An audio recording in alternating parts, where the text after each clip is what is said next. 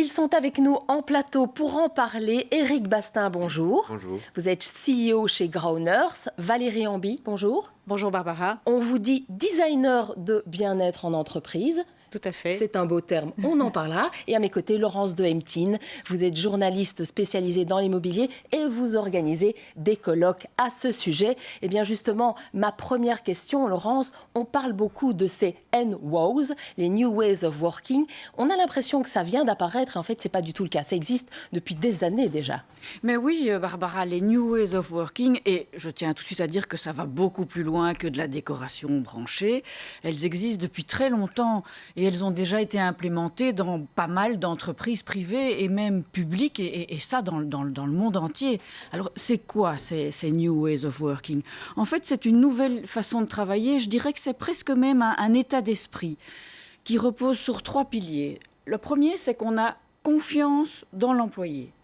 Le deuxième, c'est qu'on veut qu'il soit heureux au travail. Et le troisième, c'est les nouvelles technologies. Alors, comme on veut que l'employé soit heureux au travail, qu'est-ce qu'on fait ? Et qu'on lui fait confiance en plus, on lui permet de choisir quasiment où et quand il va travailler. Donc, il peut même travailler de chez lui. Et c'est ainsi qu'on tombe sur le télétravail. C'est ce qu'on appelle aussi le travail hybride, en partie à la maison, en partie dans l'entreprise. Alors, toujours parce qu'on veut que l'employé soit heureux, on aménage aussi les bureaux différemment. Alors, fini les grands bureaux individuels où on s'ennuie tout seul, mais fini aussi ces grands open space bruyants où on a mal à la tête au bout de 10 minutes. On passe au flex office. Plus personne n'a vraiment de poste individuel. Et à la place, on crée un environnement qui, dans le jargon, est dit activity-based. Ça, c'est le mot que vous allez retrouver. Il y a beaucoup de jargon. Hein, on aime bien ça. Oui, on aime ça, bien. ils C'est aiment comme beaucoup. dans la pub. Oui, exactement, comme dans la pub. Et donc, qu'est-ce que c'est alors l'environnement activity-based ? Eh bien, c'est en fait, il y a une variété de zones qui toutes correspondent à une activité. Donc, il y a la zone où vous pouvez vous concentrer, être tout seul. Il y a la zone où vous pouvez créer. Il y a la zone où vous pouvez vous réunir. Et puis, alors là, ça, c'est indispensable dans ces bureaux, c'est le village. C'est l'endroit dans l'entreprise où tout le monde se retrouve. Et bon, généralement, c'est un bar. Évidemment, ça passe toujours par là. C'est bon, ça polarise les gens. Hein. Évidemment. Donc ça, c'est voilà ce que c'est les New Ways of Working.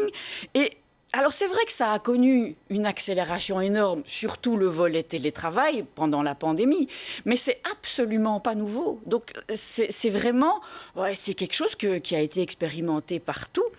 Et j'ajouterai encore une dernière petite chose, parce que ça a un impact important sur l'immobilier.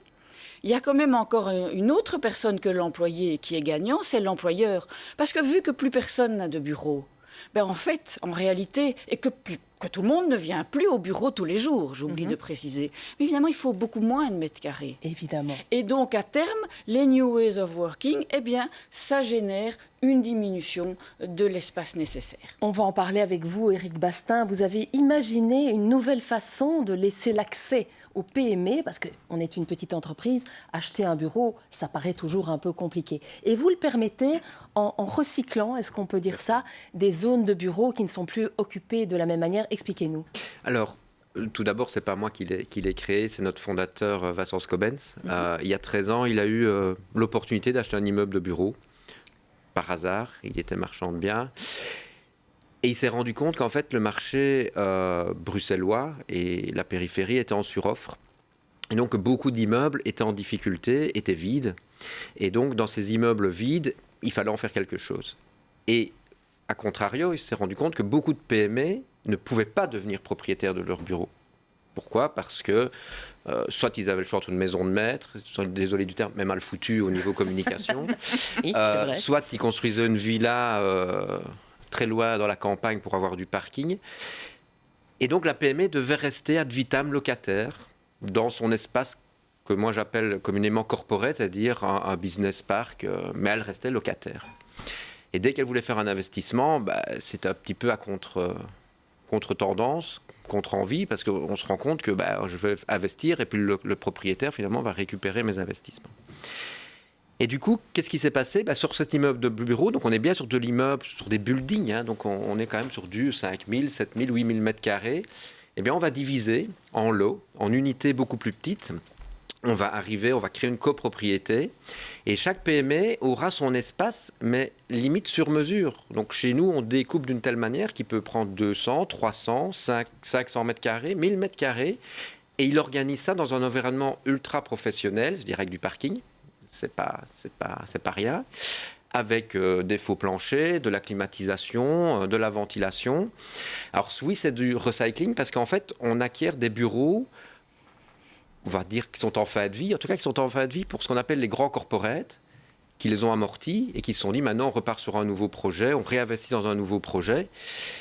Eh bien ces immeubles, je suis désolé, mais ils ont encore une grande valeur en tout cas pour des PME, et c'est ça qu'on fait en fait. Et ça, c'est vraiment une tendance, Laurence. Hein. L'upcycling, on en parle de plus en plus. Hein. Cette envie de rester un peu écolo dans sa façon de voir les choses, en fait. Oui, alors, je n'employais pas le mot upcycling. On parle beaucoup de l'économie circulaire et on transpose ça dans le monde de la construction et de la destruction. C'est-à-dire que maintenant, de moins en moins, on imagine de détruire purement et simplement un immeuble et de ne rien en récupérer.